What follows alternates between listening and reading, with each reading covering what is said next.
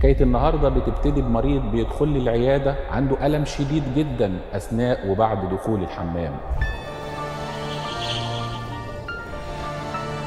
كل يوم بيجي لي العيادة مرضى بيعانوا من مشاكل كتير جدا، كل واحد عنده حكايته. حكاية النهاردة كلها ألم ومعاناة. حكاية النهاردة بتبتدي بمريض بيدخل لي العيادة عنده ألم شديد جدا أثناء وبعد دخول الحمام. حكايتنا النهاردة هتكون عن الشرخ الشرجي. الشرخ الشرجي هو قطع في الغشاء المخاطي المبطن للشرج. القطع ده بيسبب ألم شديد جدا أثناء وبعد عملية الإخراج. المريض كمان ممكن يلاحظ بعض قطرات الدم. حكاية الشرخ الشرجي بتبدأ بألم ومعاناة. لو لحقناها في البداية العلاج بيكون سهل وبسيط، لو اتأخرنا شوية بنلجأ لعملية بسيطة جدا باستخدام الليزر. المريض بيروح في نفس اليوم بيمارس حياته الطبيعية خلال أيام معدودة. لو حكايتك شبه الحكاية دي احجز مكانك دلوقتي في حكاية الشفاء.